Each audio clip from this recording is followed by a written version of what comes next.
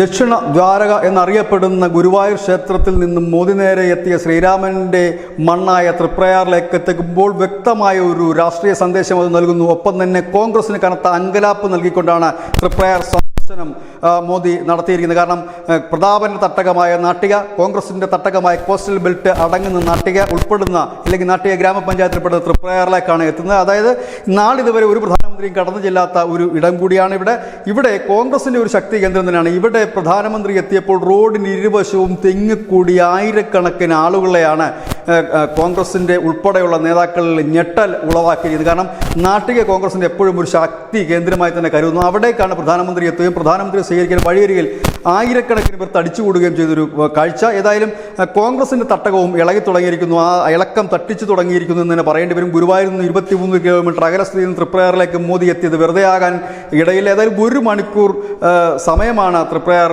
ക്ഷേത്രത്തിൽ അദ്ദേഹം ചെലവഴിച്ചത്. ഏതായാലും വലിയ ഒരു അങ്കലാപ്പ് കോൺഗ്രസ് കേന്ദ്രങ്ങളിലും ഇപ്പോൾ കണ്ടുവരുന്നു. പ്രതാപൻ വീണ്ടും സജീവമായി തന്നെ താൻ എതിരിടാൻ മോദിയെ പോലും വെല്ലുവിളിച്ചുകൊണ്ടാണ് പ്രതാപൻ കഴിഞ്ഞ ദിവസം ഒരു മാധ്യമത്തിന് അഭിമുഖം നൽകിയത്. മോദി വന്നാൽ പോലും തന്നെ തോൽപ്പിക്കാൻ കഴിയില്ല എന്നൊക്കെ തരത്തിലുള്ള വാചക കസർത്തുകളൊക്കെ നടത്തിയിരുന്നെങ്കിൽ ഇപ്പോൾ കോൺഗ്രസ്സുകാർക്കും അങ്കലാപ്പ് തുടങ്ങിയിരിക്കുന്നു. News desk news India Malayalam.